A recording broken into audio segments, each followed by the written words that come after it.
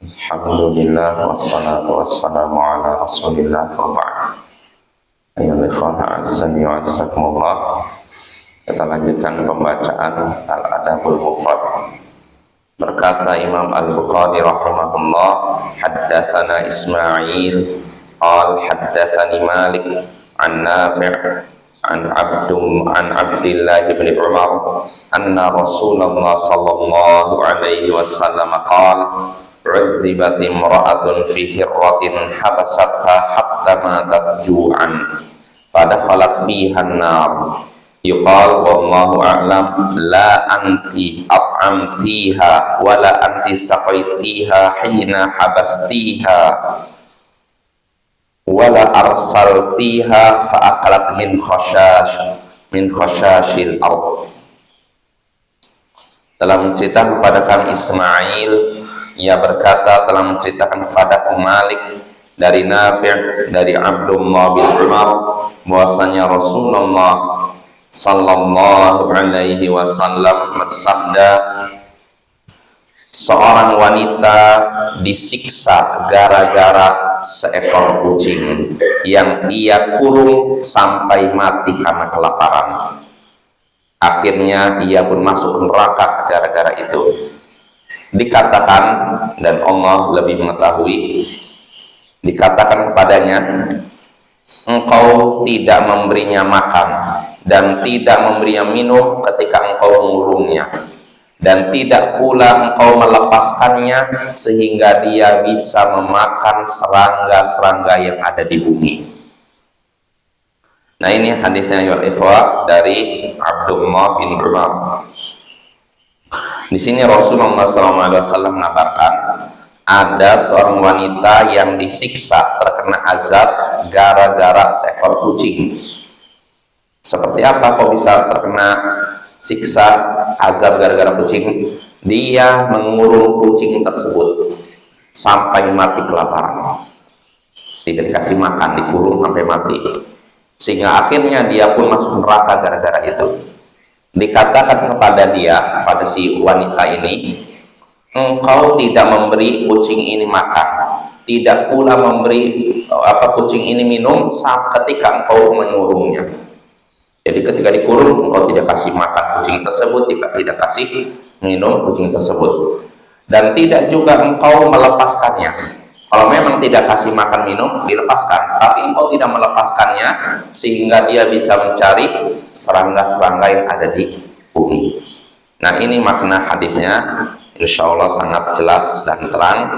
Nah, dari hadis ini kita bisa mengambil beberapa pelajaran, diantaranya bolehnya memelihara kucing. Bolehnya memelihara kucing dengan syarat memberinya makan dan minum. Ya, bolehnya memelihara kucing, maksudnya mengurung kucing. Kucing dibuatkan sangkar, kandang boleh, tidak dibebaskan, tapi dengan syarat kasih makan, minum. Ini faedah pertama. Faedah kedua, wajibnya pemilik hewan menafkahi hewannya. Menafkahi itu nanti ngasih makan, minum, dan tempat tinggal yang layak. Ya, karena kalau kita perhatikan di kalangan sebagian masyarakat kita, contohnya ayam, ada yang kandangnya kecil, ayamnya isinya puluhan. Nah, ini namanya kezaliman. Gak boleh seperti itu diberlakukan pada hewan.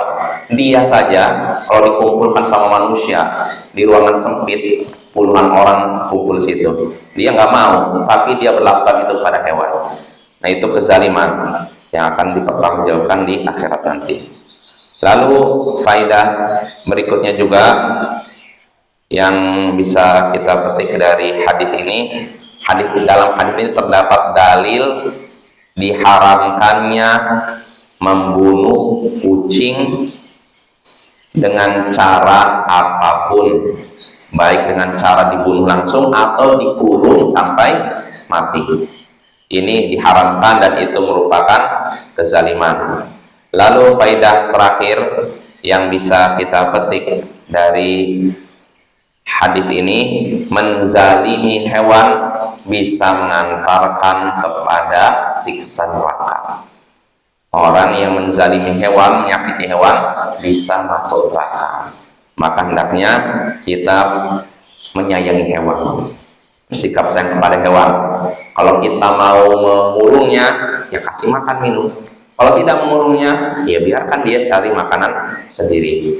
Bahkan kalau kita tidak mengurungnya, tapi kita juga cari makanan, itu juga berpahala. Ya, sekali lagi, hewan apapun, selama hewan tersebut tidak diperintahkan, selama hewan tersebut bukan hewan yang boleh dibunuh atau harus dibunuh, maka memberi makan hewan seperti ini berpahala.